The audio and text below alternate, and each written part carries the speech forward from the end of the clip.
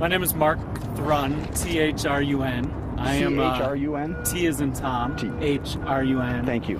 You know, this may have been a non-decision that frankly took some of us by surprise by the Supreme Court, but it has enormous impact for so many families like mine and loving relationships and an acknowledgement that what we've known all along, that our relationships are the same, that they're no different than any of yours or any of the rest of our families, that they're equal.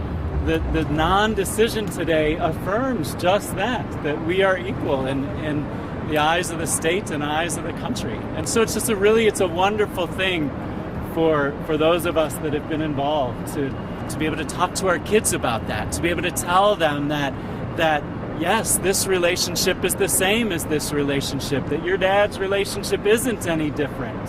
And so it's just an exciting day, very exciting day. Were you one of the plaintiffs in the case against Colorado? We were. A personal question. I don't know if you've been married or tried to get married in Colorado. You feel comfortable talking about that? Sure. So we actually were one of the first couples to have a civil union back last May before last. And then as we saw where the previous decision from the Supreme Court was going and recognizing the need to create stability for our kids and make sure that our health insurance was equitable relative to others, we decided to get married in Washington State last summer. And so it's nice to be able to say that we are or will soon be, or at some point the legal aspect of it is a little confusing to me still, but are married in our home states around, where we live, the place that we call home. Thank you. That's enormously important. Okay. Talk about your frustration. Before you mentioned racial discrimination. It's been a long time in coming. Talk about how you felt during that period as you watched this unfold. There's some structural challenges, of course, the inability to get insurance necessarily, the having to explain sort of who this person is, some parental rights that, of course, inheritance rights that come along with federal benefits that we wouldn't have had access to otherwise.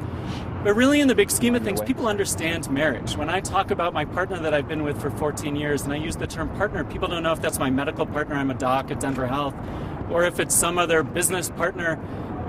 People understand husband. People understand marriage. People don't understand civil unions. People didn't understand domestic partners or designated beneficiaries. And so from a very simple standpoint, when people walk into my hospital now and they tell the registration clerk, I'm married and this is my husband, even though I'm a guy, the clerks will get that and they'll understand that and they'll treat that relationship with the respect that it's due. Quick legal question, Mari. If a person's married in Washington or California or Colorado, must their marriages be recognized in all 50 states? Yes.